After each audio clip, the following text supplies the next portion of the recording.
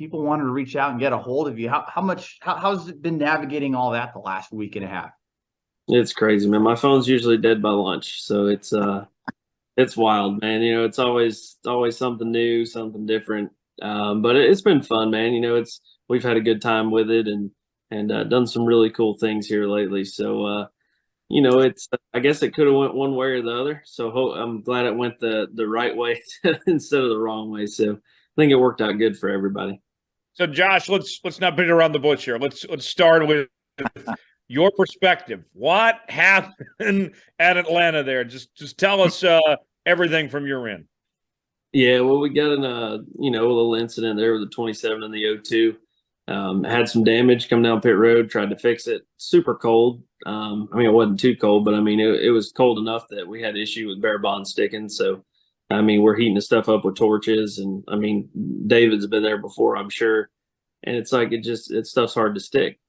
So we roll off pit road, and a piece flies off, and we take the green. Then the caution, shortly comes out right after that. I don't even think we made a lap, and we come back around the backstretch, and NASCAR was like, they told us to park it. And my spotter, Reed Sorensen, he relayed it to me. He's like, "Hey, man," he said, "NASCAR says we got to park it." And I was shocked. I was like, "For what?" Like, I had no idea. And he said, "Extending the caution." And I thought it was like, I thought that there was no way.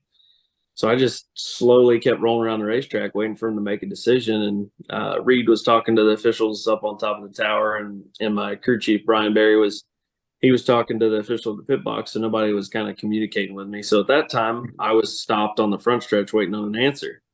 And Reed come back over radio. He said, "Yeah, man, they want us to park it." I was already parked.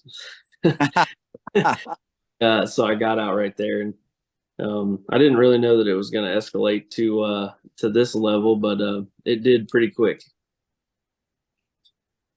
Wow. And with everything that has gone on since then, how do you feel about it all? No regrets, I imagine? No, I wanted to voice my opinion, and I think I did. And NASCAR, they issued me the suspension. So they definitely showed their side of things, and I'm not mad at them at all for doing it. They got to show some type of punishment for the action, or everybody's going to think it's okay to just do something like that all the time.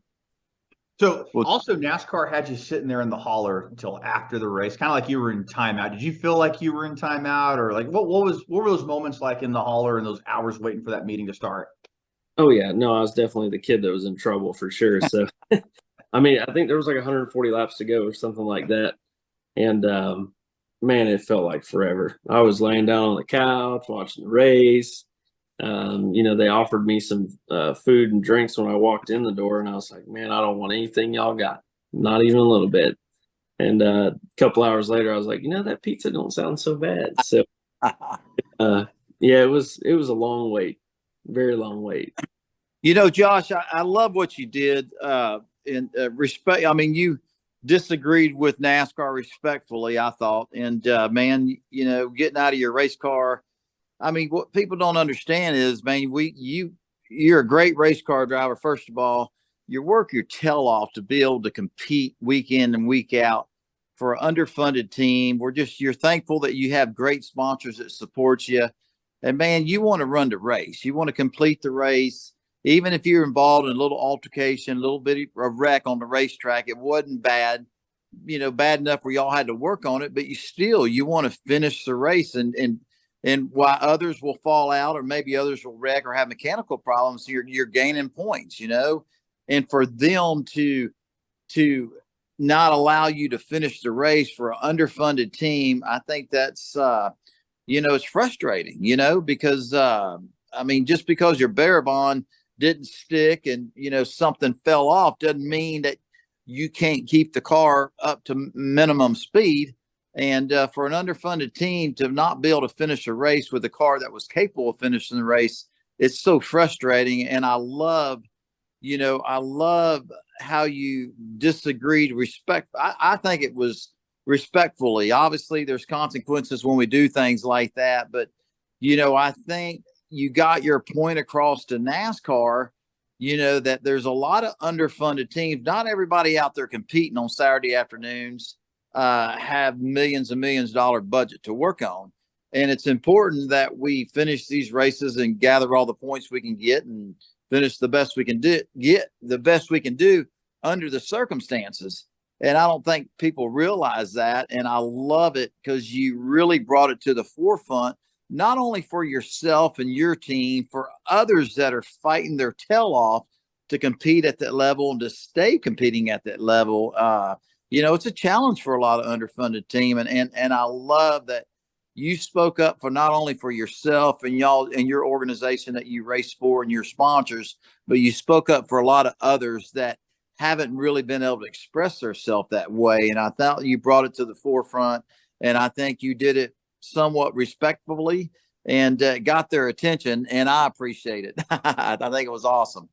Yeah, it's funny, man. A lot of different drivers have reached out, since it's happened, and it's kind of cool to see. Like, I mean, they kind of say the same thing you do. They're like, that was cool, because I feel like a lot of people want to voice their opinion or show something, of their displeasure with NASCAR, but I don't know if they're scared or they just think that it won't matter. I don't know what side of that they're on, but I mean, I'm a racer, man. That's all I've done my entire life. I've never done anything else. So it's kind of to be kicked out of the race with a Atlanta-based sponsor on our car. They've got a ton of people there, and to be parked for a piece of tape. I really wasn't happy with it. Yeah, absolutely. And then and it's really cool that other racers come to your defense. And one of them I'll mention, I read something. I didn't have a chance. I was going to talk to Denny this weekend, but I didn't have a chance to. I was busy, but I thought it was pretty cool that he came to your defense and said, if they find him, then I got it covered, and it just to show you, Denny's no different from yourself or me, or, we're all racers, and we're just trying to do the best we can and race. And sometimes, I mean, I don't even care if you're racing a short track somewhere across the country. I mean, sometimes, these calls that these sanctioning bodies make, their officials, it's like, man, it's a challenge to really accept the calls when they're wrong, and it's great to be able to navigate through that in a positive way. And I think you done it in a positive way. Sometimes we don't always win the argument, but at least you got your point across, and you got it across for a lot of other people as well. And for the other racers and teams that don't like to really, I don't know what you call it, really don't like to, I don't know, really that are, I don't know if it's the word scared, but don't want to rock the boat. I thought that was pretty cool how you handled it. And, and like you said, it could have gone any way, and it really went into a positive way for a lot of different reasons. So I just think it was awesome. It was pretty cool, man. And I didn't see it on television. I wasn't watching because I wasn't in the race, but man, I heard all about it. And even the commentators thought it was pretty awesome. Yeah, definitely tell they had mixed feelings on what they were fixing to say next. Right. Especially with Joey in the booth, and then Suarez there.